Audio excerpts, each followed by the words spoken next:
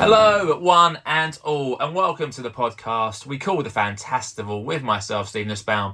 In the podcast, I invite my guests to come on and talk to me all about their musical taste, their memories, their experiences, and they get to collect their fantasy festivals, which I have christened Fantastivals. Hope everyone is well. Before we start this one, I just want to say a massive thank you to John Gom, who was my guest on episode 121. An absolute honour to have that guitar legend on the Fantastival podcast. I really enjoyed that. That was so insightful, and I just found myself mesmerised by some of John's amazing stories and an awesome fantasy festival lineup. I must also say as well, a massive congratulations to regular listener, Fantastival legend Paul Hammond on a year of being sober that he's just celebrated. So Paul, well done, mate. I'm very proud of you and your achievements, mate, and long may that continue. It's great to see the progress you've made over the last year. So that's 121 done. That's a past Fantastival legend done. So time to introduce the guest on the 122nd episode of the Fantastival podcast. And this week, I'm delighted to introduce the lead singer of the fantastic, the most wonderful, the most excellent maze it can be, the one and only. It's Mr. Gary Davis. Hello, you alright? How you doing? Yeah, all good, Gary. Delighted to finally have you on the Fantastival podcast. Looking forward to getting to talk to you and to learn about Maze and yourself. And before we do that, I always like to check in with my guests first of all, Gary, to find out how they're doing from a mental health perspective. I think it's really important that we talk about how we've all been. So, Gary, mate, how you doing, fella? Yeah, I'm doing good, mate. I'm doing good. You know, I'm in the office 5 days a week, which during furlough, when I had furlough a couple of years ago, that was probably the hardest time. Being indoors, I've always been an outgoing person. Since I came back, you know, I've seen things. I've actually seen things quite differently. To be fair, you know, appreciate things. You know what I mean? Like, you know, so I've always tried to be I've always tried to be positive as I can. You know what I mean? In all situations. Yeah. You know. Best way to be. So I obviously introduced you as the lead singer of Maze. What else is there? What else is there to you, Gary? What else do you like to do? Who is Gary Davis, the man behind the front man of Maze? Well, I like to think I'm a people's person. You know what I mean? I've always been that kind of want to know everyone. I want to be a part of it. I've always been out there and been a part of everyone. Like I said, I'm an outgoing person, so I've always had respect for everyone and everything, and always wanted to learn new things. You know, I got into music pretty late. The music actually helped me see things in a different perspective as well. So, yeah, I like to say, man for the people, I suppose. I always support anyone, support everyone. Like I said earlier, I've always tried to be as positive as I can with anything. So, you know. Great stuff. So you mentioned you got into music quite late, but I guess, were you a big music fan before you got into Maze and actually started doing your own music? Were you a big music fan before that? Massive. I was pretty late. When I say I was pretty late as a kid, though, it wasn't until the Britpop came out in the 90s, which I've always, in any sort of interview I've always said that I wouldn't be talking to you now if it wasn't for Oasis. Oasis changed my life, and Oasis got me into all the stuff around the time, you know, Blur, Charlatans, Ocean Colour Scene, and then you start looking into the influences of them. So, like, you know, the Jam before that, and then the Beatles before that, and the Who and stuff. So, I've always been a massive music fan, probably since I was about 12, 13 years old. So what made you take the step from Gary the music lover to going, actually, I fancy a bit of this. I fancy myself. Did you start on guitar and then go to vocal, or was it always I fancy myself as a bit of a singer? Like, tell us your journey. How did it kind of evolve, I guess? Well, it's purely by accident, mate.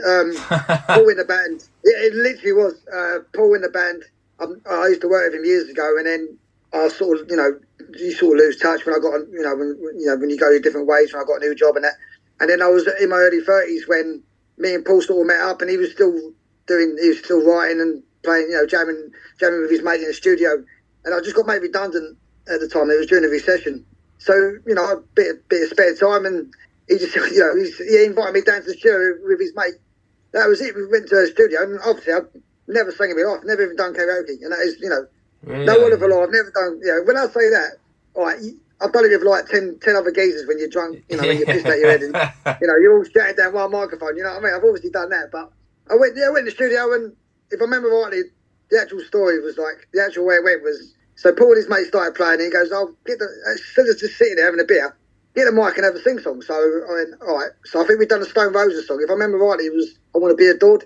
Right. And we literally got halfway through the song, and Paul just stops and went, why didn't you tell me you could sing? And I was like, I didn't know. I was 31 years old. And I mean, when I was a kid, I was singing at school. Teachers, I always remember people's teachers saying I had a great voice, but I was like Ali Jones then. You know what I mean? But, until the old balls dropped and stuff. But yeah, and then he just said, "Why don't you have a song? Why don't you have a sing?" So I just started singing, and he stopped that song and went, "Why don't you tell me you can sing?" And that was it. It sort of went on from there. And then I was in a band for about 4 years with Paul, and then I sort of left that to concentrate on my career. I sort of stepped back from music. And then Maze literally happened by accident during lockdown.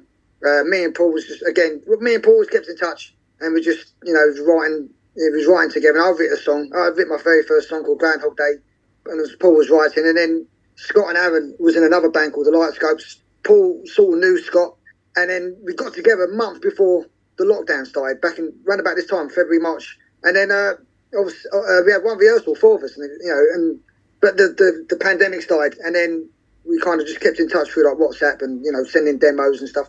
But it literally just happened by accident. We actually released a song just after lockdown, 2021, which is our first song. So we've been going just a year and a half, 2 years now, and that was before the bass player Ben joined. So there's only the 4 of us.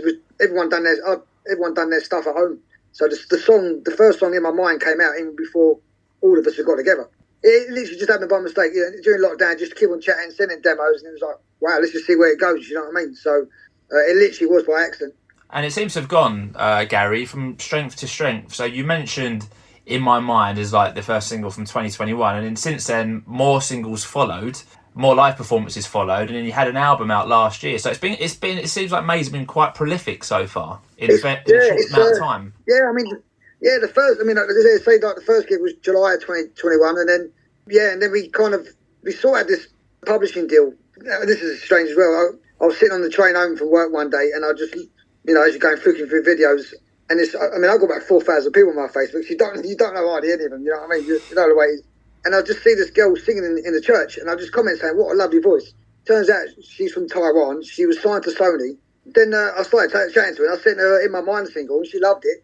Got us in touch with this fella in America called he's got his own publishing company called 50/50 through Sony. He's like an umbrella company. So he managed to get a publishing deal through them after only releasing 2 songs in that summer of 21.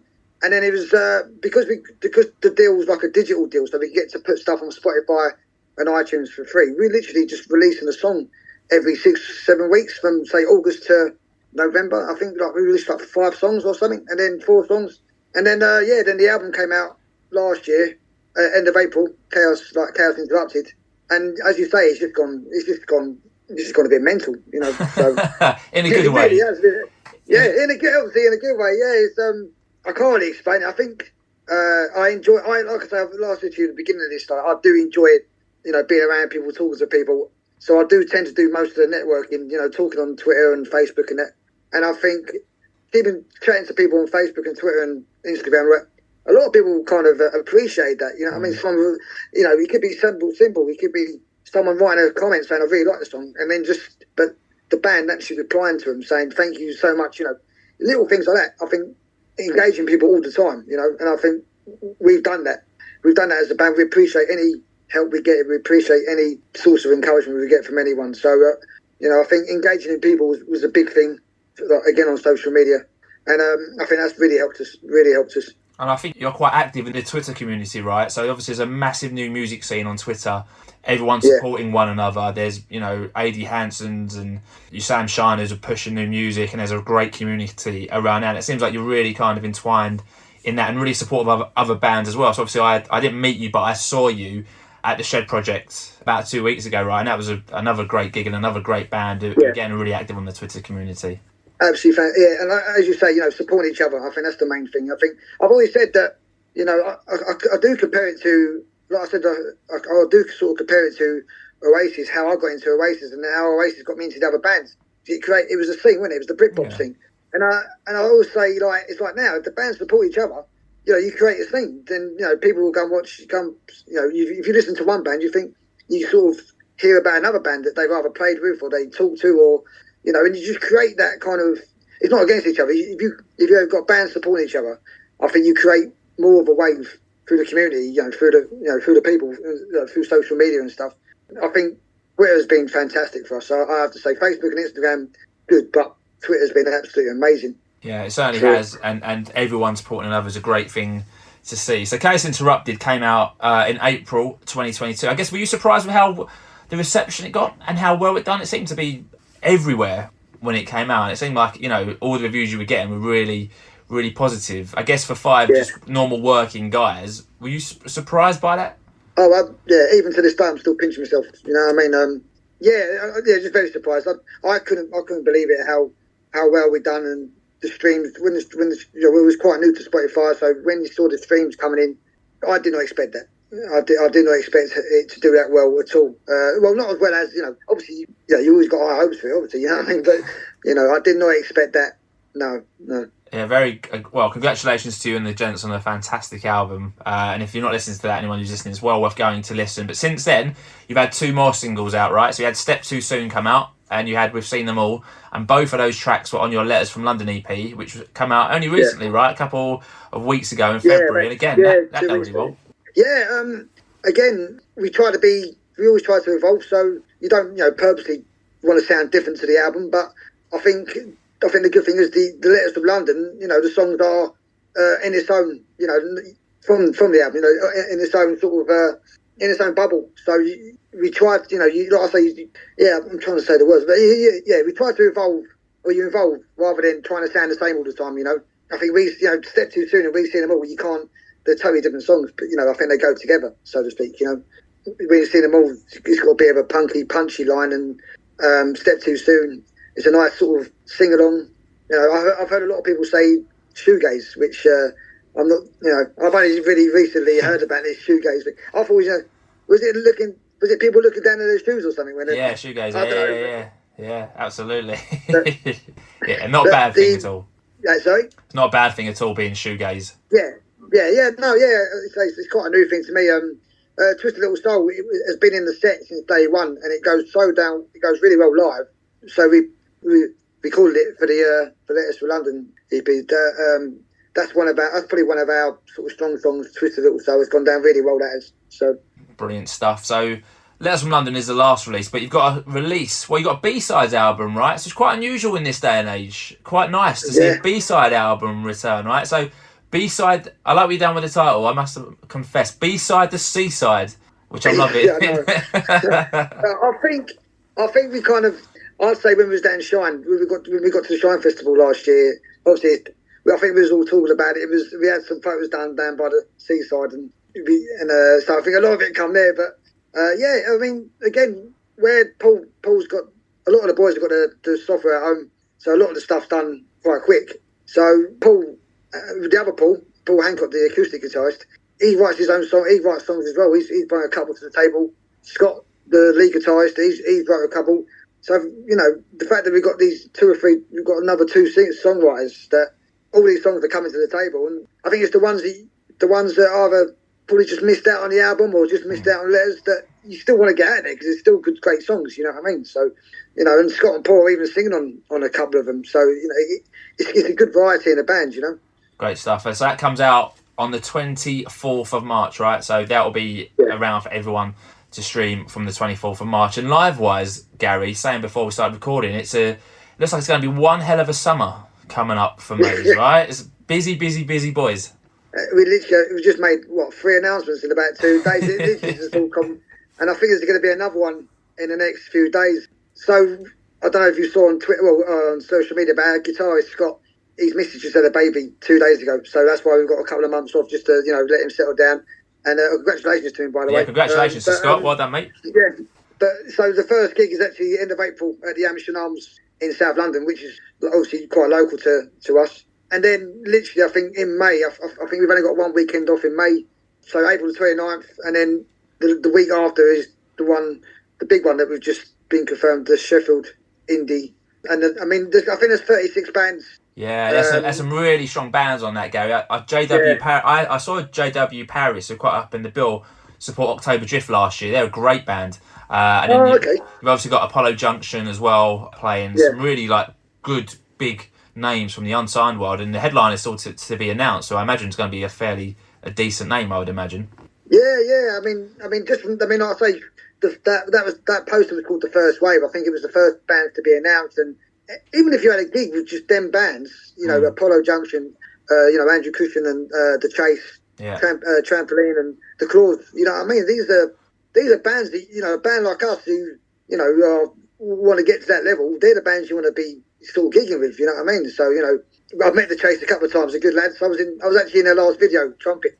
Oh, wait. So, if you see it, it's a really good song as well. They're top lads, and you know what I mean? So, I think getting that kind of gig, we're hoping that's the one that's going to help us get up, get the profile up and get the level.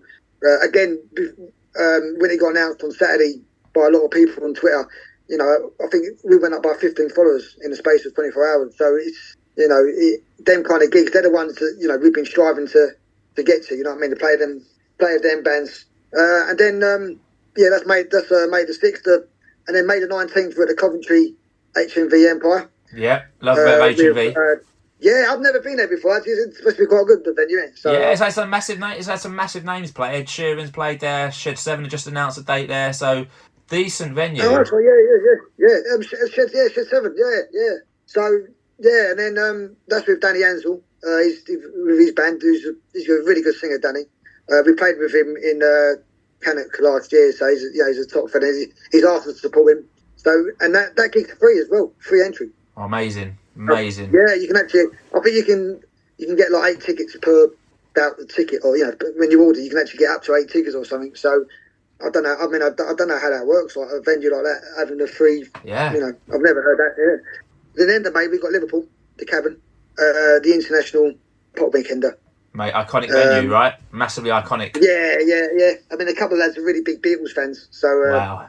So we played there last year actually. So it's a free festival. It goes on for 7 days, and the bands actually come from everywhere: Italy, Sweden, actually everywhere. And it literally is from, I think it's like from 1 o'clock in the afternoon till midnight. It's just bands, incredible. And you do 2 sets. You do one in the pub across the road, and you do one in the venue at like 4 or 5 hours later or something like that. So it's again it's going up north. We want to go up there. We want to show people that we want to meet people. So, and that's how I think we've built a fan base. You know what I mean? We have got a couple of more to announce. We've got the Priory Festival that's just been announced as well down in Kent. That's with Dodgy, Top Loader, and the main headline band to be announced. So you think it's going to be as good as them two? So yeah, brilliant, incredible stuff. We've had Nigel Clark on the podcast. A great guy from Dodgy, really talented. Dodgy, massive back in the day, and still amazing band. Yeah, the first album was amazing. Really good first album, wasn't it? So their tunes still hold up. As well as that, you got Chalk in Brighton, 25th of August as well. So again, another big venue, decent venue. Yeah, that's the I think it's to do with the Mod Weekender. So it's just like so I think the Rivals are playing there the night before. I don't know about they're playing there, but they're playing there just down there. And then so I go down to watch that, and then Friday we're we've got as you say, we've got the Chalk with Block 33. I think they're like what they call the new Mod Revival. I think they've been sort of called. I don't know. I don't actually know what that means. But yeah. Again, it's another big venue. So and then September. And this, while I'm here, can I just say thank you to Away Day Radio, because they've been absolutely amazing, not just to us, but to all unsigned bands. If you follow them on Twitter and stuff, they offered us our very first headliner, September the 8th at the Dublin Castle in Camden in London, and that's going to be our very first headline gig, which is actually amazing because they offered us so many dates, and we said September the 8th. Didn't it? Because a bit nervous about headlining, so we didn't know whether we were going to sell the tickets, and they all sold out in 24 hours. I was just going to say, it's all gone, mate. You can't get a ticket for love or money. Yeah, absolutely crazy. Yeah, again, we said September, so we had 9 months to do it, because we've never headlined before. Bit nervous about being the headline, and then within, I think that was on Sunday morning they came out, and by Tuesday morning it was completely gone. It was absolutely crazy. But, yeah. Amazing. Great to see. So a very busy summer awaits, and I'm sure you'll get in front of a lot of new faces and attract a whole new, not generation, but whole new audience as well, which can only be a good thing. So if anyone's listening, Gary, and hasn't heard of Maze before, but I'm sure they have, where would someone find Maze on social media? How do people find you? What platforms are you on?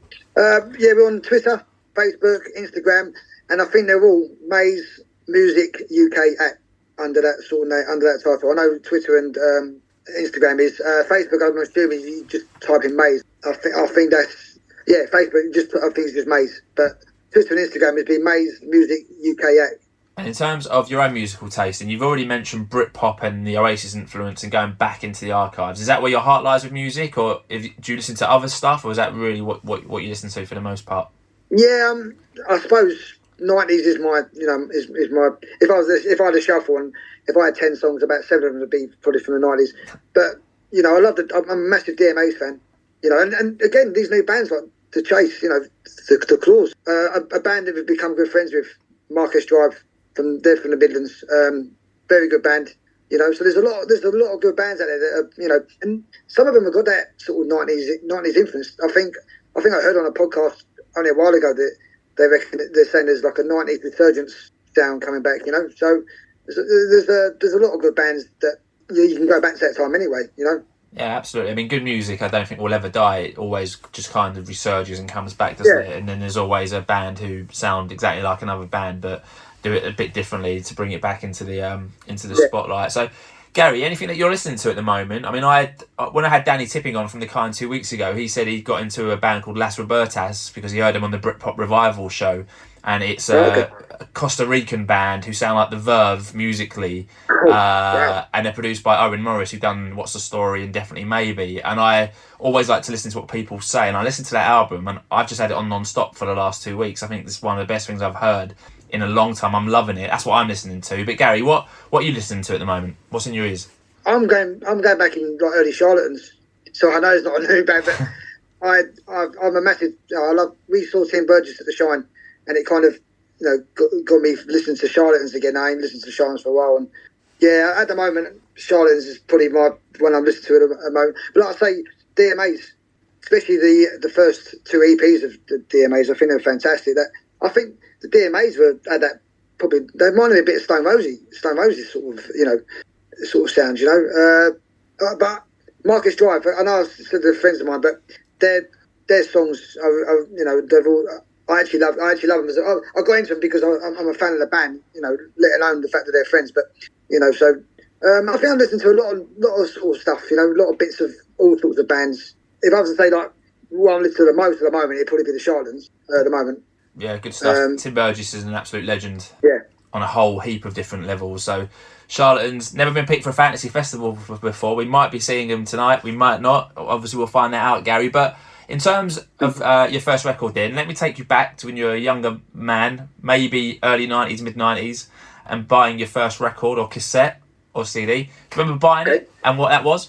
It was actually, funny enough, it was Little Richard's Greatest Hits. Oh, my very first record. Yeah, I know. Totally, I know. When I was brought up on the 1950s sort of rock and roll by my parents. Like Elvis and Little Richard and Eddie Cochran and all that. So, but to me, Little Richard was. I think every song you listen to is so energetic, and the way he was fantastic for me. And then ironically, I sort of went completely the other way, where I remember being about 12 years old and getting into REM. So I ended up becoming a massive REM fan. It wasn't until Oasis, came out in '94 that. Yeah, so Little Richard and REM are probably the first sort of mature, as you're growing older, like mature music. I know Little Richard and REM, you can't get any more different, can you? But, you can't get any more different, but they're the first sort of two. Little Richard was the first ever record I ever bought, and then I became a massive REM fan. Love just it. After that, and then Oasis blow your mind, and it goes in a completely different spiral. I love that. I love hearing about people's first records. It's never quite what you expect, but there's no such thing as a guilty pleasure. There's only pleasures on this podcast. So obviously, Gary, we spoke about you. The Maze are doing loads of festival appearances, but in terms of you, are you a big fan of festivals? Do you like festivals? Have you been to many? I'm only 2 foot tall, mate, so I just don't. I don't. As long as someone get me a step ladders, I just don't. No, I'm not. I have to admit, I'm not a massive fan. I think the last festival I went to was, it was actually a few years ago. It was like 2014 when Stone Roses played. I saw the Stone Roses. I think the Charlatans were there. No, Gallagher was the main support, and Charlatans again were there. I think, and the Rifles were there. That was probably the last time I went to a proper major festival. That one. Okay, and in terms of gigs, Gary, like, do you have, again, no spoilers, do you have a favourite gig that you've been to? Is there one gig that you look back on and are like, whoa, that is the gig that was the one? The Rifles, the Coronet, 2011. The Coronet was a venue in the Elephant Castle in South London, and it was. I think it was an old theatre. Not many. I didn't know many bands that played there. And I don't live that far from it. It always stand out in my mind because the energy, the crowd was absolutely amazing. The Rifles always had that. Even well, I suppose they still do. They always had that kind of football crowd, if you know what I mean. You know, the kind of lads. You know, it was always that kind of. Yeah, the mosh pits were quite lively, put it that way. So, yeah, I'd say one of my best ever gigs before it had to be the Rifles Coronet 2011. Love it. And the Rifles were mentioned about 3 weeks ago and had the Magic Mod on, and I think you heard it because I think you tweeted it. Obviously, the Magic Mod, when asked him who he's looking out for, new music wise, name dropped Maze as well. Fantastic stuff. Good, yeah. He's a top fella. I've met him a couple of times. He's a really nice fella. So no, I was well chuffed to hear that. Yeah. So if he's listening, then thank you very much, mate. I did actually send a message as well after saying thank you. Thank you. Did you? Nice. So, yeah, it's such a nice. So, like I say, we say thank you to anyone. We appreciate anything like that. So brilliant stuff. So Gary's spoken all about Maze and his musical taste. And like I said at the top of the pod, this is all about getting Gary tonight to collate his fantasy festival. So Gary gets to choose any 5 acts, one of whom must play one of their studio albums in full, plus an encore, which all of his acts can play together at the end of his fantasy festival. So that's very simple. 5 acts take 5 time slots. So I mentioned John Gomm. He was my guest in the last episode of the Fantastival Podcast, and he collated his community fantasy festival as follows. And he picked himself to be his opening act. So never seen it, or only seen that once before with Simon Mason from Hightown Pirates. So John Gomm picked himself as an opening act. Super Seconds had John Coltrane. Midway Madness went for Punch Brothers, who are a new act for me, but really, really good, highly recommended. Pre-headline went for BB King, and then his headline act went for Radiohead, and then had all 5 of his acts perform Comfortably Numb to close his fantasy festival. So that was a great episode, like I said at the start of this episode. If you haven't listened, please go back and listen to that one because it was great fun and John told some amazing stories. So Gary, before we talk about your 5 acts, we need to give your fantasy festival a name and we need to give it a venue. So Gary, what do you want to call your fantasy festival? We call it the Gas Festival. I like it. I like what you've done there. So I've got the Gas Festival, and Gary, you can take us anywhere in the world. You can keep us in South London, you can take us to the Amersham Arms, you can take us to Dublin Castle, we can go bigger if you want. You can take us to stadiums, you can take us to arenas. Wherever you go, Gary, we'll follow you. So where do you want to hold the Gas Festival? I'll say it has to be Millwall's football ground. How about that? Do you know what? I thought you might take us to Millwall's football ground. All right, not a problem. Not a problem. I've never been there for a football match. I'm a bit too scared as a Leyton Orient fan to step inside there, but I'll go for the Gas Festival. I'll go for that. So I think that's the first time we're going to the new Den. We've been to quite a lot of football stadiums. Millwall is a first. Love it. Loving your work. So the Gas Festival at Millwall Football Club. Before we talk about your 5 acts then, Gary, any acts that you want to mention who you love or want to kind of give a kudos to but aren't coming with us or can't make it into your top 5? I'd have to say The Chase. I'd say because I've been listening to some of their stuff, but I think it's only been recently that I've really got into their stuff. I'll say The Chase. Oh God, it's right. We could. The lads in the band probably won't like me for saying this, but I'm going to say Ocean Colour Scene because they're very close. But yeah, all right. Ocean Colour Scene. Obviously, I've had Damon Minchella on from Ocean Colour Scene about a year ago. He was great to speak to and really awesome to hear about kind of the success of around Moseley Shoals and kind of his experience of that. So Ocean Colour Scene, although one of them has appeared on the Fantastival Podcast, they still have never been picked for a fantasy festival as it stands. So maybe one day Simon and Steve and the boys will get picked, but as it stands, they're still not making a fantasy festival lineup. So 2 o'clock in, the new Den.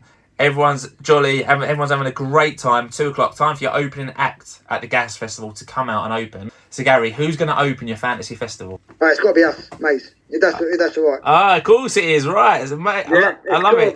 I love it. Twice in a week. So why are you opening in and why aren't you playing later? What's the thinking behind that? Firstly, if he play first, we can get the crowd going. Secondly, we can get off quick and get drunk to watch the other, to get smashed and enjoy, backstage with the other acts. So, I I love it. So you've done the John Gom, loving that. So Maze are opening the Gas Festival, going to play from 2 till 3. They'll get the crowd well excited and well hyped up. So you play for an hour, take half-hour break. That takes to 3:30.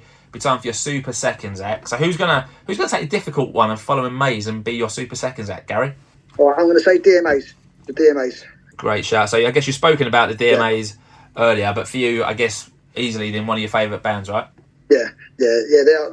So the first couple. I think the first couple of EPs really got me, like really got me into them. I don't think it was probably the first band I really got into for a long time. I think that was about 5 or 6 years ago when they first came in, wasn't it? So when they first proper come out. So I don't think I was really into many bands, and I wasn't in music myself, so I don't think I was listening to much. So I think sort of DMAs, when that first EP came out, really sort of like turned me head and got me back into it. So Great stuff. So DMAs, I still can't believe they're Australian. They don't sound Australian. They just sound like an English band to me massively. So it's a nice surprise to find out where they're from. So DMAs are playing your Super Seconds. They're going to play 3:30 to 4:30. We'll take another half-hour break, which takes us to 5 o'clock. It'll be time for your Midway Madness act. So Gary, who's going to be your Midway Madness act? Right, it's going to be Stone Roses. Stone Roses. So you mentioned it was the first song you sung with I Want to Be Adored, and you kind of mentioned that's probably like the best festival you've been to. So Stone Roses for you, again, one of your favourite bands, to take it? Yeah, one of my favourite bands. John Squire's probably one of my all-time favourite guitarists. So, yeah, and I actually met Ian Brown on the plane once a few years ago. So, did you? Well, funny. Well, it was. I was going to Ibiza Rocks, and he was out there. It was before. It was actually. It was around about the time when there was rumours about the Stone Roses getting together. So there I am on an EasyJet flight, and who walks past me on an EasyJet flight is Ian Brown, and I walked past. I went to him, "Is that Ian Brown?" He went, "Yeah, it's Ian Brown." I was like, Ian, is it true that the Stone Roses get back together? And he said to me, "Never, mate. The drummer's a junkie," and that was there. And then about 3 years later, they got together, didn't they? 2014 or 2013 or it was there. But he said to me, "No, the drummer's a junkie. Never get back together." Oh wow! And look what they did. Yeah. Maybe it was your conversation with him that made him want to check in. Yeah, of course. And maybe they took it from there. All right. So the Stone Roses make their 4th appearance on a fantasy festival. They're going to play from 5 till 6. They're going to be Midway Madness, and they're going to do an absolutely great hour for us. We'll take a half-hour break after the Stone Roses, and that'll take us to 6:30. It'll be time for your pre-headline act. So Gary, who's going to be your pre-headline act? It's got to be the Charlatans, as I've been listening to a lot lately. Yeah. Oh, okay. The first time the Charlatans have been picked for a fantasy festival, they finally get to join the roster. They've been mentioned before quite a few times as missed acts, but never got through to the final 5. So delighted to see Tim and the boys make it. So you've said you're listening to a lot of Charlatans. Would you want to hear early Charlatans in, or do you want like a routine best of or a later period? What would you be after? I'll be happy if they just come out and done like the Telling Stories album. That's probably one of my all-time. That's probably my top. I know it's very hard to say top 5 albums, but it's definitely got to be out there for me. So if they just done all the songs, if they half-hour sets, I'll just do 7, 8 songs from that album for me, and that'd be amazing. The Telling Stories album.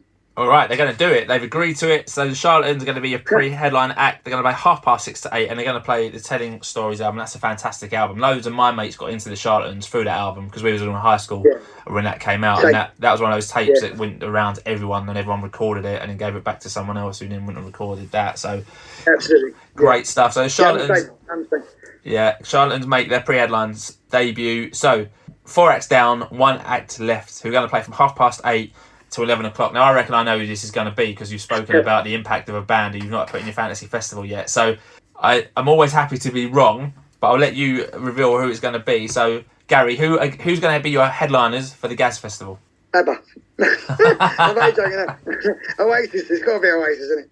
It's got to be. Yeah. Great stuff. I always like to ask people to pick Oasis then because it's a fantasy element. What Oasis lineup are you having? Obviously, you've got Liam and Noel. So to me, I always think of Oasis as like 5 blokes who might not necessarily be the same 5 blokes as someone else who might think it might be the best version of Oasis.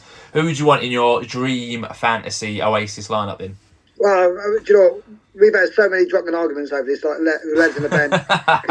Because I mean, they had 5,000 drummers, didn't they? So that's quite hard. I'll keep it simple, and the fact that they changed my life, so it had to be the original 5.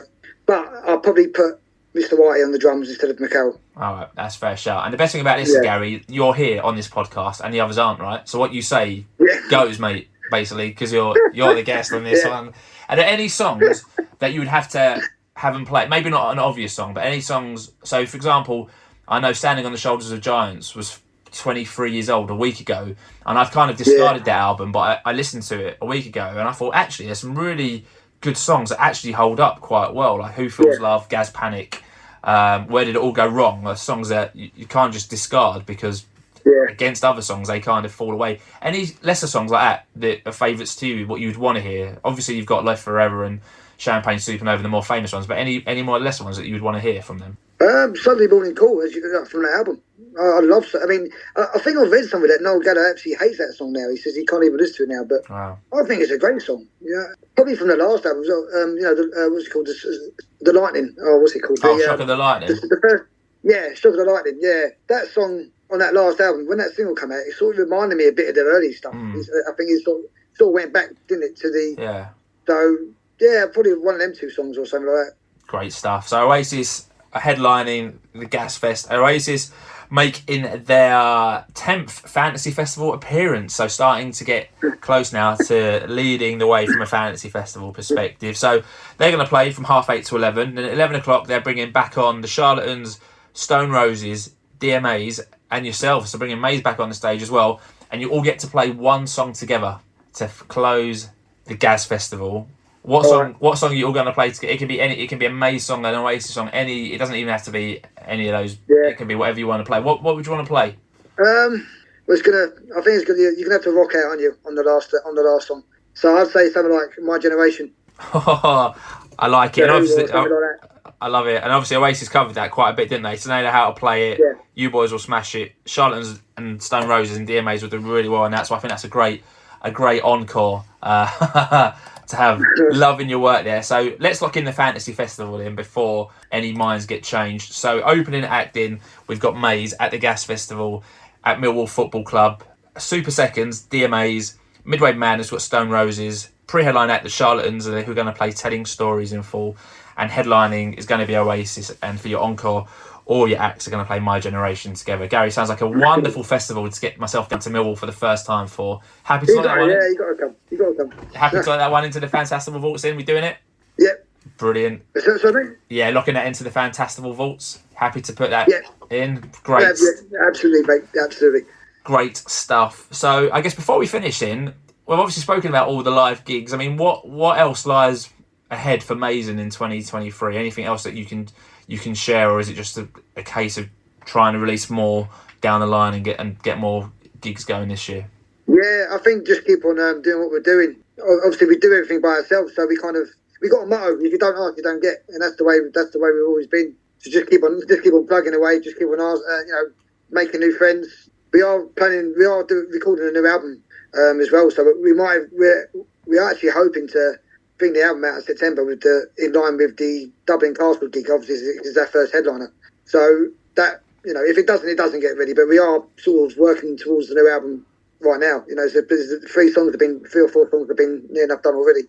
So yeah, so I suppose 2023, more gigs, the album if we can, and keep on making new friends. You know what I mean? So Great stuff. I love it. And we mentioned social media before, but let's mention it again. So if anyone isn't following Maze, which they absolutely should do, Gary, let's plug the socials one more time. And anything else you want to plug, if there's a Bandcamp or if there's a Linktree page or if there's a website, how do people go and find Maze and get the best out of it? Yeah, so we're on Twitter, Maze Music UK. Also on Instagram, as the same. We're on Facebook, and we are also on TikTok for Maze Music UK as well. So if we can get all 4 of them, you can find us. Brilliant stuff. So that is it then. Thanks to everyone who's listened to the 122nd episode of the Fantastival Podcast. And if you've enjoyed this one, please subscribe and give the Fantastival Podcast a review. This is quite important, and I say every week. and get a few reviews, but I would like more. So if you're listening on iTunes, give the podcast a 5-star review, which you can do in the podcast app. And if you're listening on Spotify, there's a rate the show feature that you can do. So I think we got 31 5 stars on Spotify. I'd like an awful lot more if possible, because more than 31 people are listening on Spotify. So please take the time to do that. That'd be much appreciated. Mays are on social media. So is the podcast. We are on Twitter, where you can follow us at Fantastival P. And we are taking our first baby footsteps into TikTok that I haven't quite got my head around yet, but we are on it. And I'm still a bit apprehensive about it because my 10-year-old daughter's much better on it than what I am. But there you go. I can see Gary nodding away. Yeah, we're all there, mate. We're all there.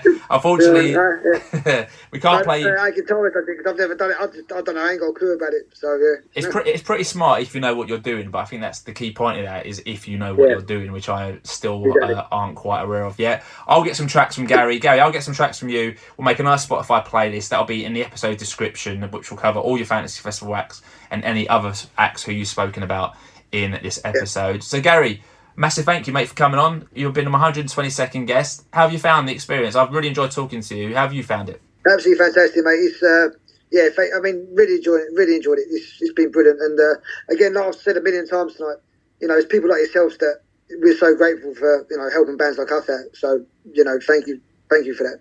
Mate, absolute pleasure. I'm looking forward to trying to catch Maze Live if I can get a ticket for any of their gigs. They all seem to be selling out around, but hopefully I get to meet you in person soon and get to see your fantastic band in the flesh. So I'll be back next week with episode number 123. So please make sure to join me. But until then, stay safe, my Fantastival friends. Please continue to spread the word. And that word is Fantastival. Thanks for listening.